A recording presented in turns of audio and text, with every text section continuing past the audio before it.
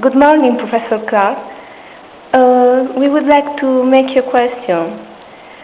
In your opinion, can Russia or China play a destabilizing role, or can they contribute to delegitimize the international order? That's a choice that both China and Russia have to make, but it's also a choice that the major Western powers have to contribute to. A stable international order is a collective responsibility, not the responsibility of one single power.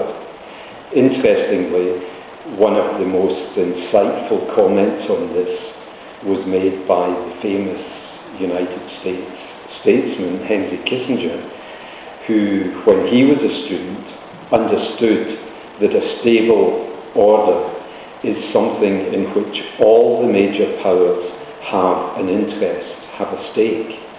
And in fact, then in the 1970s, Kissinger himself, when he had responsibility for US foreign policy, acted on that understanding by opening up a relationship with China and securing a détente and improvement in relations with what was then the Soviet Union.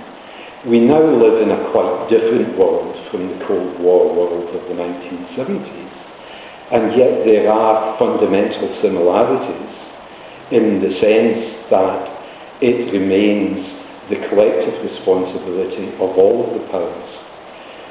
China has an economic stake in the existing order.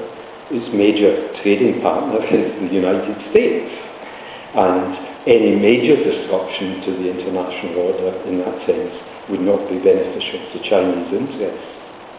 In the same way, Russia has a major relationship economically in terms of energy, particularly with Western Europe.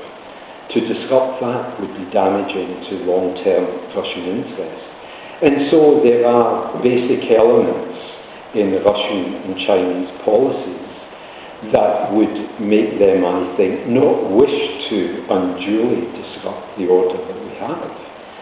But they have to be given a stake in it. They have to feel that this is not simply the Western order that many people feared was being imposed at the end of the Cold War, when China seemed relatively weak and what had been the Soviet Union became exceptionally weak. And during that period, the West was able to do much of what it wanted with very little cost. Things are now different. They're now different because China is understood to be a major economic power. Russia is now coming back from the 1990s, when it basically said yes to almost every aspect of Western policy. And now we are in a situation where the West has to understand, the United States and the European Union particularly, that China and Russia cannot simply be pushed into doing anything that the West would prefer them to do.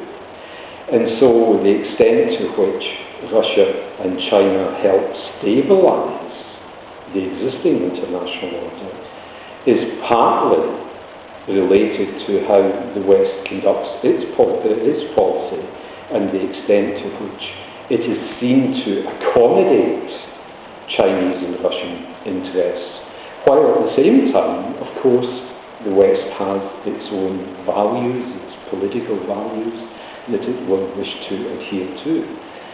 International order is about an accommodation amongst the major powers, and all of them have to contribute to a satisfactory outcome of that kind.